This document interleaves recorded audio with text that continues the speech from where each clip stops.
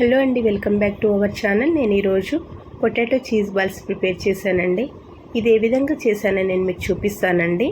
ఇవి పిల్లలు ఈవినింగ్ స్నాక్స్కి అయితే చాలా ఇష్టంగా తింటారండి. నేను ముందుగా మీడియం సైజ్ ఆలుగడ్డలు 2 తీసుకున్నానండి. ఇవి ఉడకపెట్టుకున్నాను. ఇప్పుడు ఈ తొక్క మొత్తం తీసేసుకొని గ్రేట్ చేసుకోవాలండి. మ్యాషర్తో స్మాష్ చేసుకున్నా పర్లేదు, ఈ విధంగా గ్రేట్ చేసుకున్నా పర్లేదండి. నేనైతే ఈ విధంగా గ్రేట్ చేసుకున్నాను. గ్రేట్ చేసుకున్న ఈ పొటాటోని మొత్తము ఒక మిక్సింగ్ బౌల్లో వేసుకోవాలండి.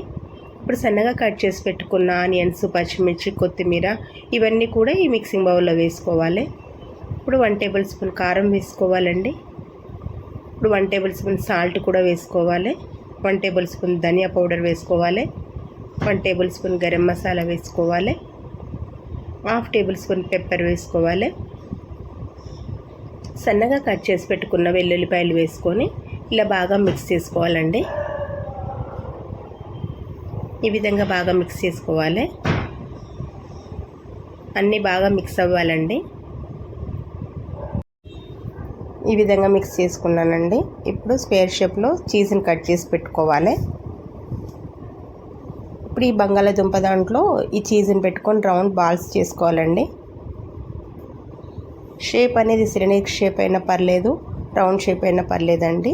మనం ఏ విధంగా అయినా చేసుకోవచ్చు. ఈ విధంగా చీజ్ని పెట్టుకొని బాల్స్ అయితే పొటాటో బాల్స్ రెడీ చేసుకోవాలి.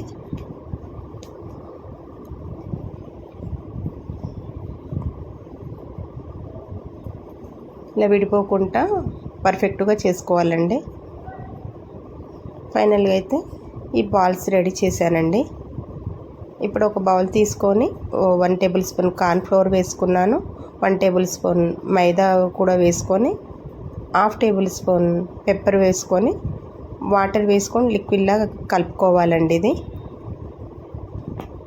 ఇది కోటింగ్కి కాబట్టి ఈ విధంగా కలుపుకోవాలండి. అని పొటాటో బాల్స్ని ఇందులో కోట్ చేసుకోవాలి కాబట్టి. ఇప్పుడు ఫైనల్గా అయితే బాల్స్ రెడీ అయిపోయాయి. బ్రెడ్ క్రమ్స్ ఈ కోట్ చేసుకోవటానికి పిండి కూడా రెడీ చేసుకున్నానండి. ఇప్పుడు ఈ పొటాటో బాల్ని తీసుకొని ఈ పిండిలో డిప్ చేస్తూ ఇప్పుడు ఈ బ్రెడ్ క్రమ్స్లో కోట్ చేయాలండి. కోటింగ్ అనేది పర్ఫెక్ట్గా ఉండాలండి, లేదంటే ఆయిల్లో వేసినప్పుడు విడిపోతుందండి. అలా కాకుండా పర్ఫెక్ట్గా చేసుకోవాలండి. ఫైనల్గా ఈ విధంగా మొత్తం పర్ఫెక్ట్గా చేశాను. ఇప్పుడు స్టవ్ ఆన్ చేసుకొని ఒక ప్యాన్ పెట్టుకొని డీప్ ఫ్రై కావాల్సిన ఆయిల్ పోసుకోవాలండి. ఆయిల్ హీట్ అయ్యాక ఈ బాల్స్ని వేసుకోవాలండి. స్టవ్ మాత్రం లో ఫ్లేమ్లో మాత్రమే పెట్టుకొని బాగా ఫ్రై చేసుకోవాలండి. హై ఫ్లేమ్లో పెట్టకూడదు, ఎందుకంటే లోపల చీజ్ ఉంటుంది కాబట్టి. హై ఫ్లేమ్లో పెట్టడం వల్ల చాలా ఫాస్ట్గా వేగుతుంది కానీ లోపల ఫ్రై అవ్వదండి.